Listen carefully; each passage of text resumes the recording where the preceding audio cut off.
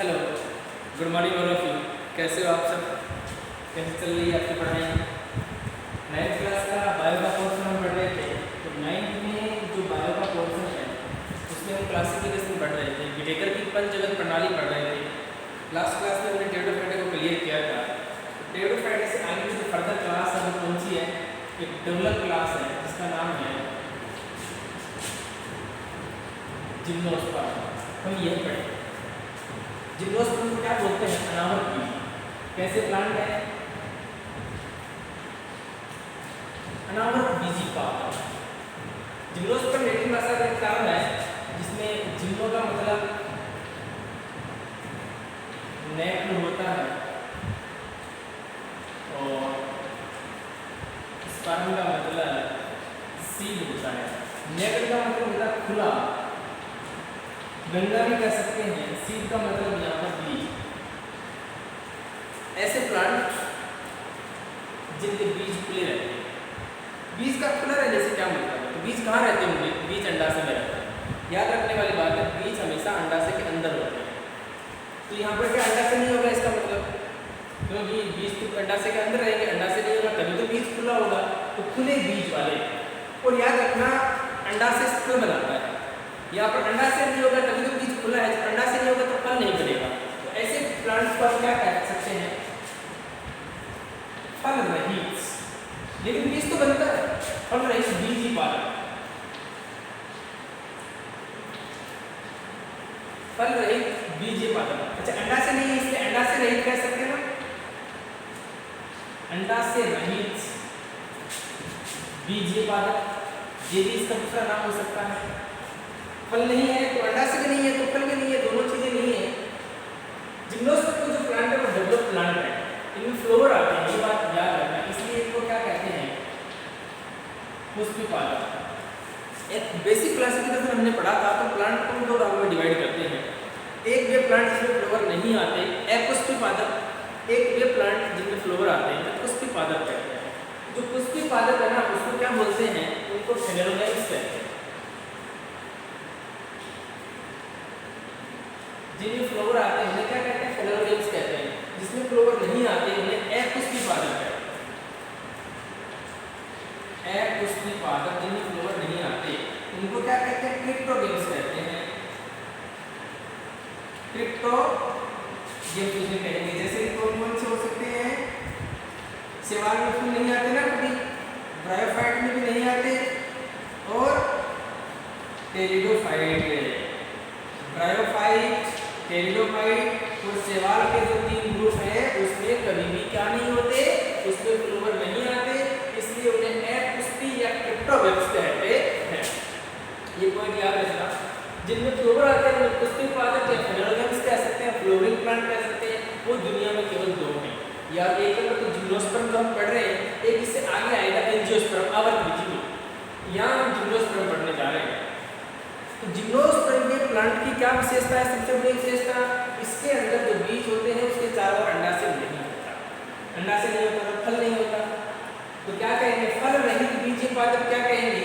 फल रहित बीजी पादप को कहेंगे फ्रूटलेस। Fruitless seeded plant. फल रहित बीजी पादप, अंडाशय रहित आप इसको ओविलेस कह सकते हो। ओविलेस सीडेड प्लांट्स, अंडाशय रहित बीजीय पादप। या क्या कह सकते हो? फेनेरोगैम्स।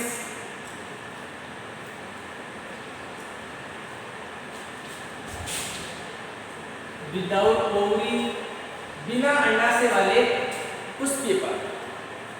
बिना अंडाशय वाले पुष्पीय पादप, या बिना फल वाले बीज वाले पादप, या बिना अंडाशय वाले बीज वाले पादप, या बिना अंडाशय और बिना फल वाले पुष्पीय पादप, जिसमें पुष्प तो है लेकिन अंडाशय नहीं है।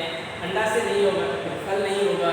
जब फल और अंडाशय दोनों ही नहीं है तो बीज तो खुले रहेंगे ना, इसलिए खुले बीज वाले या नग्न बीजी जिम्नोस्पर्म का देखो नग्न बीजी पादप, ये नाम लेके आएगा। अनावृत, कोई आवरण नहीं है इसके चारों, बीज के चारों ओर कोई आवरण नहीं है। अनावृत बीजी यानी नग्न बीजी पादप है। इस प्रकार से ये क्या हो गया? जिम्नोस्पर्म का थोड़ा सा डिटेल ये है। अब हम पढ़ते हैं कि जिम्नोस्पर्म के जो प्लांट होते हैं उसमें क्या क्या लक्षण होते हैं।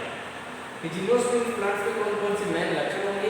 मैं इसको रफ कर दे रहा हूँ, उसके बाद में हम पढ़ते हैं इसके लक्षणों के बारे में।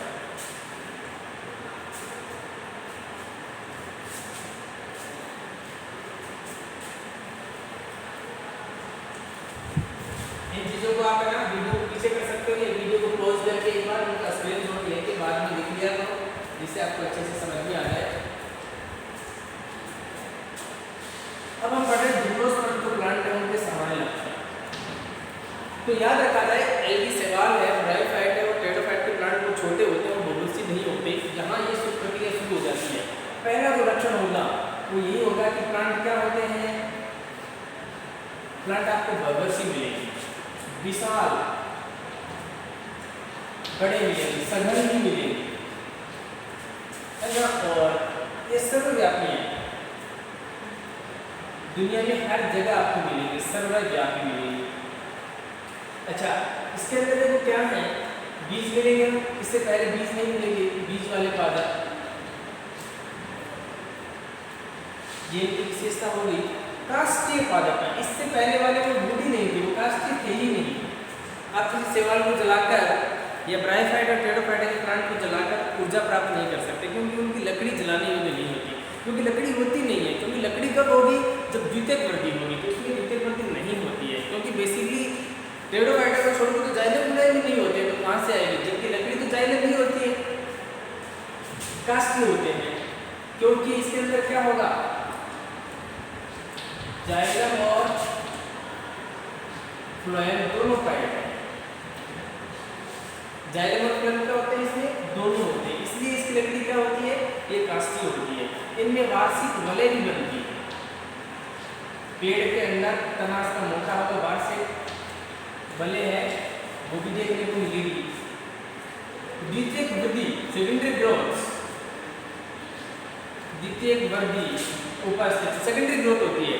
तो मैं आपको सेकेंडरी ग्रोथ का टॉपिक के बाद में पढ़ेंगे डिटेल से आगे, लेकिन यहाँ तक नाम आया तो बता दूं कि प्लांट में दो प्रकार की वृद्धि होती है, एक तो प्राथमिक वृद्धि और दूसरी द्वितीयक वृद्धि, primary growth and secondary growth. Primary growth में प्लांट क्या करता है, लंबा हो जाता है लेकिन पतला रहेगा।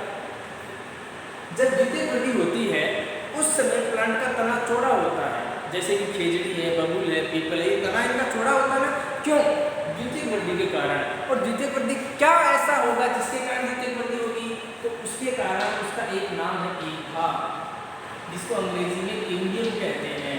तो कैम्बियम की उपस्थिति के कारण इसमें क्या होती है, कैम्बियम की उपस्थिति से ये प्लांट क्या करते हैं, ये द्वितीयक वृद्धि करते हैं। तो किसकी प्रेजेंस में, कैम्बियम या ईथा की उपस्थिति के कारण प्लांट क्या करते हैं, द्वितीयक वृद्धि करते हैं। पत्तियां भी कई प्रकार की हो सकती हैं, मोस्टली दो प्रकार की होती हैं, जड़, तना और पत्ती एकदम वेल डेवलप होती हैं। इससे पहले वाला तो इतनी नहीं थी ना, यहाँ से वेल डेवलप आपको मिलेगी। एक चीज यहाँ पर मैंने लिखा जाइलम और फ्लोएम, लेकिन जाइलम का जो पोर्शन है यहाँ से अलग से लिख दे रहा हूँ, जाइलम में वाहिका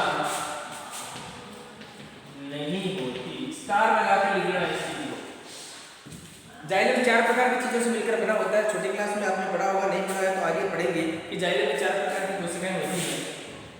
कौन कौन सी होती है, वाहिका, नंबर 2 वाहिनिका, जाइलम ब्रेसिक और जाइलम मृदुतक। कितने प्रकार की चीजें होती हैं, चार प्रकार की होती हैं। जाइलम इन चार चीजों से मिलकर बना होता है। जाइलम तो होता है जिम्नोस्पर्म के प्लांट में जाइलम तो होता है, लेकिन जाइलम में क्या नहीं होता, वाहिकाएं नहीं होती। यानी जिम्नोस्पर्म के जितने प्लांट हैं उन सब में जाइलम होता है, लेकिन जाइलम का एक भाग वाहिका नहीं होता। लेकिन अपवाद स्वरूप इफिड्रा और नीटम दो ऐसे प्लांट हैं जिम्नोस्पर्म के जिसमें वाहिकाएं पाई जाती हैं। कौन कौन से दो प्लांट हैं, इफिड्रा और नीटम। तो जिम्नोस्पर्म के इफिड्रा और नीटम के प्लांट हैं, उनके जाइलम में वाहिकाएं होती हैं, बाकी किसी में नहीं होती। ये बात आप याद रखना। प्लांट बॉडी जड़ तना पत्ती में डिवाइड रहती है। थोड़े से कैरेक्टर्स की बात करें, मुख्य प्लांट बॉडी है वो बीजाणु विद्ध होती है, जो कि डिप्लॉइड होती है। बीजाणुद्विज शरीर है, मुख्य पादप का शरीर होगा बीजाणुद्विज। और यदि हम कैरेक्टर की बात करें तो बीजाणु इसके काफी बड़े मिलेंगे आपको। बीजाणु की साइज, बीजाणु का आकार मोस्टली और प्लांटों से क्या होता है, ज्यादा ही होता है। बहुभ्रूणता पाई जाती है, पॉलीएंड्रियल कंडीशन, बहुभ्रूणता पाई जाती है। ये एक और अलग फर्दर फैक्टर है इनका, इसमें बहुभ्रूणता पाई जाती है। एंजियोस्पर्म में बहुभ्रूणता नहीं मिलती, जबकि जिम्नोस्पर्म का एक सामान्य गुण है, बहुभ्रूणता आपको इसके अंदर मिलेगी। और कैरेक्टर कौन कौन से हो सकते हैं, जैसे कि द्विनिषेचन और त्रिक संलयन नहीं होता। क्या क्या नहीं होता, द्विनिषेचन नहीं होता, त्रिक संलयन भी नहीं होता। द्विनिषेचन और त्रिक संलयन नहीं होता क्योंकि ये एंजियोस्पर्म में होता है। ब्रोंकोस इसके अंदर अगुणित, ब्रोंकोस कैसा होगा, अगुणित होगा और निषेचन से पहले बनेगा। याद रखने वाली बात, निषेचन से कब बन जाएगा, पहले। ब्रोंकोस कैसा होता है, अगुणित होता है। ब्रोंकोस क्या है, वह चीज जो भ्रूण को जिंदा रखने के लिए चाहिए उसे ब्रोंकोस कहते हैं। तो ब्रोंकोस अगुणित होता है, हेप्लॉइड होता है, एन। और कब बनेगा, निषेचन से पहले। तो एंजियोस्पर्म में उल्टा होगा, ब्रोंकोस त्रिगुणित होगा और निषेचन के बाद बनेगा। जिम्नोस्पर्म के प्लांट में ब्रोंकोस अगुणित होता है और निषेचन से पहले बन जाता है। और बहुभ्रूणता भी पाई जाती है, एंजियोस्पर्म में बहुत कम मिलेगी। द्विनिषेचन और त्रिक संलयन नहीं होता, जबकि एंजियोस्पर्म में होता है। तो ये बहुत सारे अच्छे फीचर हैं जिम्नोस्पर्म के, ये आपको माइंड में रखने हैं। फल नहीं बनेंगे ना, क्योंकि बीज नहीं होते ना, सॉरी फल नहीं बनेंगे, क्यों फल नहीं बनते, क्योंकि अंडाशय नहीं होता। ये सामान्य कैरेक्टर है, आप इनको नोट कर लीजिए। ये जिम्नोस्पर्म के लक्षण हैं।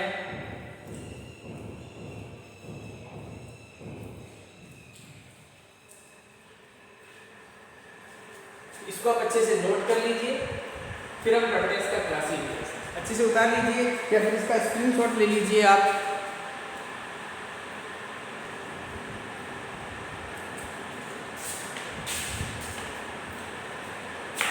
ये जिम्नोस्पर्म के सामान्य लक्षण हुए, इस प्रकार के जिम्नोस्पर्म के प्लांट होते हैं। अब हम पढ़ेंगे जिम्नोस्पर्म का क्लासिफिकेशन। जिम्नोस्पर्म को कितने भागों में डिवाइड कर सकते हैं, इनका कितने भागों में हम वर्गीकरण कर सकते हैं। जिम्नोस्पर्म का क्लासिफिकेशन यानी उनका वर्गीकरण। जिम्नोस्पर्म को फर्दर हम 3 भागों में डिवाइड कर सकते हैं। उसकी जो पहली क्लास है उसका नाम है साइकेडोप्सिडा, साइकेडोप्सिडा। दूसरी जो क्लास है उसका नाम है कोनिफेरोप्सिडा,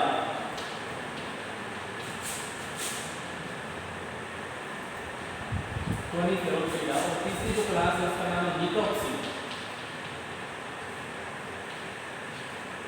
3 इसकी क्लास है। नंबर 1 कौन सी है, साइकेडोप्सिडा, साइकेडोप्सिडा। दूसरी कोनिफेरोप्सिडा,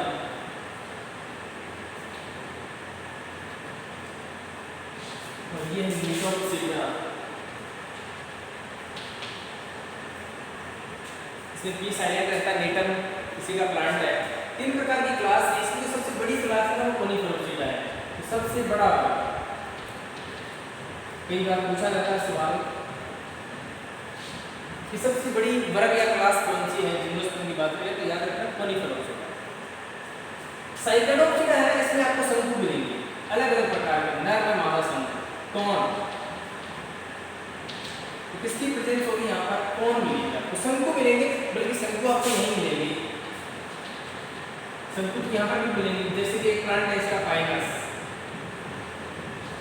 यहाँ इसका जो मेन प्लांट है जिसका आधार इसका नाम पड़ा है वो कौन सा है, वो साइकस प्लांट। अधिकांश जो प्लांट होते हैं वो कहाँ मिलेंगे आपको, वो ढलान में मिलेंगे। जैसे हिमालय पर्वत की जो ढलान है, जो स्लोप है ना उसके, वहाँ पर आपको इसके प्लांट मिलेंगे।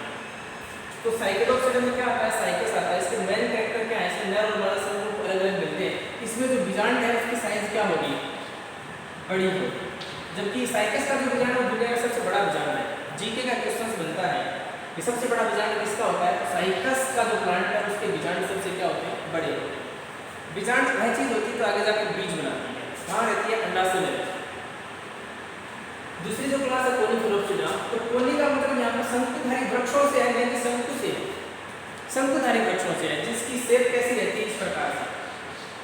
शंकु ऐसा होता है ना, नीचे वाले प्लांट कितने नीचे की पत्तियां चौड़ी की ऐसे ऐसे होती हुई क्रिसमस ट्री की तरह इसका प्लांट ऐसे रहेगा, शंकुधारी। दूसरी शंकु पाए भी जाते हैं, वो एक अलग बात है, लेकिन मेन पर्पस क्या रहता है, इसके जो प्लांट की जो लीफ है उसका जो घेराव है, वितान, वो इस शिखर जैसा होता है।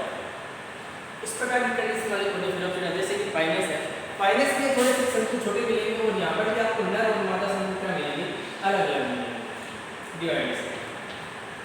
लिथोप्सिडा में मीटम आते हैं, इसके अंदर वैसे के फ्रूट भी हैं, कुछ झाड़ी टाइप के वृक्ष भी आपको मिलेंगे और कुछ वृक्ष मिलेंगे थोड़े से बड़े आकार के। ये बात आपको याद रखनी है।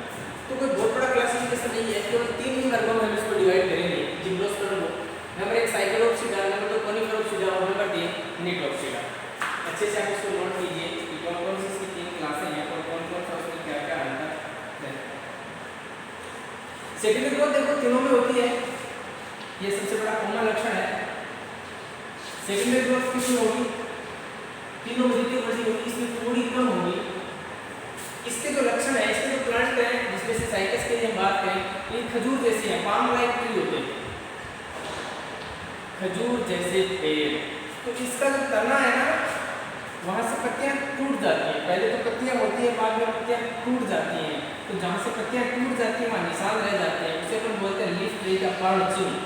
तो साइकस के जो प्लांट होते हैं, तो जैसे कि ये प्लांट का तना है, तो यहाँ पर ये पत्तियां हैं, फिर ये पत्तियां टूट जाती है ना, तो यहाँ पर ऐसे खांचे से रह जाते हैं। खजूर का पेड़ देखा, खजूर के पेड़ में खांचे से रहते हैं वैसे लीफ ट्री। और याद रखना साइकस में ब्रांचिंग नहीं होती, साइकस के पेड़ में से ना जैसे तना है ऐसे नहीं कि इस प्रकार से डिवाइड होगी शाखाएं, नहीं, साइकस का तना है वो डिवाइड नहीं है, साइकस का तना अशाखित होता है, ये बात आपको याद रखनी है। और एक प्रकार की क्लास होगी, 4-5 प्लांट्स के नाम आपको याद रखने हैं। तो एक तो कौन सा हो गया, साइकस, दूसरा हो गया पाइनस, नीटम, इफिड्रा और वेल्विस्टेरिया इसी का है।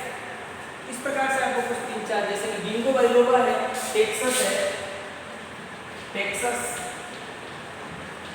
गिंगो बाइलोबा, ये जिम्नोस्पर्म के प्लांटों के नाम है। कौन कौन से, Cycas, Pinus, Gnetum, Ephedra, Taxus, ginkgo biloba. तो ये आपको कुछ प्लांटों के नाम याद करने चाहिए। इस प्रकार से इसका क्या होगा, क्लासिफिकेशन हो गया। अब हम बात करते हैं इकोनॉमिक इंपॉर्टेंस की, कि क्या ये पेड़ हमारे जीवन में कुछ काम आ सकते हैं या इनका हमारे दैनिक जीवन में क्या उपयोग है।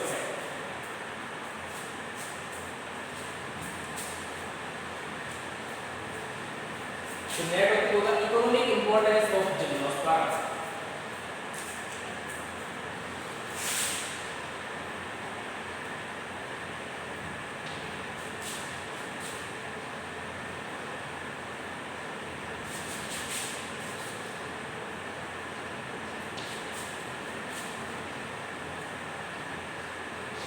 Economic importance of gymnosperm. तो जिम्नोस्पर्म के प्लांट हमारे क्या क्या काम आ सकते हैं। चलिए, पहला जो हो सकता है वो लकड़ी के रूप में,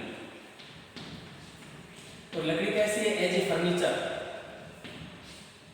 इसमें जो मस्त लकड़ी होती है वो साइकस और पाइनस की काम में आती है। काफी मजबूत लकड़ी होती है साइकस और पाइनस की, जिससे हम घरों में खिड़की दरवाजे आदि बना सकते हैं। दूसरा इमारती काष्ठ के रूप में हम कह सकते हैं, इसमें एक प्लांट होगा एबीज, वो भी काम आता है। दूसरा इसका जो यूजफुल तरीका होगा वो कौन सा होगा, तेल निकालने में। तेल में होगा कनाडा बाल्सम, तो एबीज बाल्सेमिया, एबीज बाल्सेमिया एक प्लांट है जिससे कनाडा बाल्सम नामक ऑयल निकलता है। तो ये क्या काम आता है, लेबोरेटरी के अंदर जीव विज्ञान की जो प्रयोगशाला है उसमें परमानेंट स्लाइड बनाने में काम आता है। तो कैसे काम आएगा, कनाडा बाल्सम अपने लैब में पड़ा है, तो लैब में जाएंगे तो आपको बताएंगे। तो कनाडा बाल्सम एक प्रकार का ऑयल होता है, इमर्सन ऑयल है। क्या काम आता है, उसका यूज होता है परमानेंट स्लाइड को तैयार करने में। तेल के रूप में भी कुछ प्लांट्स हैं काम में आ सकते हैं, जिससे तार भी निकलता, पाइनस भी आता है। कागज में पाइनस के प्लांट हैं, उससे कागज बनाए जाते हैं, किताब कॉपियां बनाई जाती हैं। अगला है भोजन के रूप में एज ए फूड। तो इसमें दो चीजें हैं, एक तो है साइकस और दूसरा क्या है पाइनस। साइकस के जो प्लांट होते हैं उनसे साबूदाना बनाया जाता है। साइकस के प्लांटों से क्या बनता है, साबूदाना बनता है। और साबूदाना कहाँ काम में आता है, उपवास के दिनों में। जब महिलाएं उपवास करती हैं तो उस दिन क्या खाती हैं, साबूदाना खा सकती हैं। वो किसका बना होता है, वो साइकस का बना होता है। पाइनस, इसकी जाति जिसका नाम है पाइनस रिवोल्यूटा। पाइनस रिवोल्यूटा के जो बीज होते हैं उन्हें जब भुना जाता है तो इसके कैसे बीज, भुने हुए बीज। पाइनस जियार्डियाना की इसकी जाति है, उससे भी निकलते हैं पाइनस जियार्डियाना। पाइनस जियार्डियाना या पाइनस रिवोल्यूटा के जो बीज होते हैं, जो भुने हुए बीज होते हैं, उसे कहते हैं चिलगोजा। कई बार कंपटीशन के एग्जाम में ये सवाल पूछा गया है कि चिलगोजा क्या है। तो पाइनस जियार्डियाना के भुने हुए बीज क्या होते हैं, चिलगोजा। इसमें प्रोटीन की मात्रा होती है, इसलिए लोग इसको खाते हैं। तो साइकस और पाइनस है वो खाद्य पदार्थों की दृष्टि से भी क्या है, अच्छे हैं। और चारे की यदि हम बात करें तो इसमें आएगा इफिड्रा। इफिड्रा जो प्लांट है उसको ऊंट खाते हैं। कौन से प्लांट एनिमल है, ऊंट एनिमल जो है वो इफिड्रा प्लांट को खाता है। याद रखना जितने प्रकार के जिम्नोस्पर्म के प्लांट होते हैं राजस्थान में एक भी नहीं पाया जाता। कहाँ पाए जाएंगे, राजस्थान में कुछ जम्मू कश्मीर में, सॉरी यहाँ पर जो माउंट आबू सिरोही है वहां पर आपको मिलेंगे, लेकिन साइकस है, पाइनस ऐसे प्लांट नहीं मिलेंगे, आपको इफिड्रा मिलेगा। तो याद रखना राजस्थान में पाए जाने वाले जिम्नोस्पर्म का क्या नाम है, इफिड्रा। और इसकी कौन सी जाति यहाँ पर मिलती है, इफिड्रा फोलिएटा। ये आपको राजस्थान में मिलेगी, बाकी जो साइकस पाइनस नेटिव है ये राजस्थान में आपको नहीं मिलते। तो ऊंट इसको खाता है, इसलिए इसको ऊंट फ्रॉग भी कहते हैं। तो इफिड्रा फोलिएटा राजस्थान में मिलता है, इसे ऊंट खाता है, ये चारे के रूप में भी काम में आती है। इसके अलावा ऑर्नामेंटल प्लांट्स 6 नंबर, शोभाकारी पादप। सुंदरता के लिए हम बगीचे में लगा सकते हैं। नंबर 1 साइकस सबसे सुंदर प्लांट है, खजूर जैसा। तो शोभाकारी प्लांट में ये आ गया। और लास्ट हम बात करेंगे मेडिसिन की, औषधीय पादप। बहुत सारे प्लांट हैं जो औषधि काम में आते हैं, लेकिन सबसे शानदार जो प्लांट है वो टेक्सास बकाटा। टेक्सास बकाटा से क्या निकलती है, इसकी छाल से टेक्सोल निकलती है, जिसका उपयोग होता है कैंसर में। कैंसर का कोई इलाज नहीं है, लेकिन यहाँ से आप कुछ मेडिसिन बना सकते हो। तो टेक्सास बकाटा, बकाटा टेक्सास भी मिलेगा कुछ बुक में आपको। टेक्सास की जो छाल होती है उसे टेक्सोल कहते हैं। इसकी छाल से कैंसर की औषधि बनाई जाती है। ये सबसे इंपॉर्टेंट इसके अंदर यही है। इस प्रकार से ये इकोनॉमिक इंपॉर्टेंस हो गया जिम्नोस्पर्म के प्लांट। बहुत लाभदायक होते हैं हमारे लिए, बड़े बड़े प्लांट होते हैं, बीज की किस्म के भी प्लांट होते हैं, तो ये इसका इकोनॉमिक इंपॉर्टेंस है। इस प्रकार से जो जिम्नोस्पर्म का जो हमारी क्लास है, जो विटेकर की पंचभौतिक प्रणाली है, उसमें जो प्लांट का पोर्शन है उसमें पहले शैवाल है, फिर ब्रायोफाइट है, फिर टेरोफाइट है, फिर जिम्नोस्पर्म। तो ये जिम्नोस्पर्म का पोर्शन हमारा कंप्लीट हुआ। अब अगली क्लास में हम पढ़ेंगे एंजियोस्पर्म के बारे में। तो इसको अच्छे से पढ़िए, इसकी स्टडी कीजिए। बहुत सारे सवाल निकलते हैं, जीके के सवाल निकलते हैं, कंपटीशन के एग्जाम में पूछा जाता है कि राजस्थान में पाए जाने वाला जिम्नोस्पर्म का नाम चिलगोजा किसे कहते हैं, साबूदाना किससे बनता है, क्या काम आता है, कि टेक्सोल ना, जो भी चीजें है ना बड़ी इंपॉर्टेंट है। कनाडा बालसम किससे बनता है, क्योंकि जिम्नोस्पर्म का प्लांट। तो कनाडा बालसम का यहाँ तो सवाल है, तो थर्ड ग्रेड में रीट में भी आया था एक बार। तो ऐसी चीजें आपको याद रखनी है, अच्छे से मेंटेन करेंगे इसको। Best of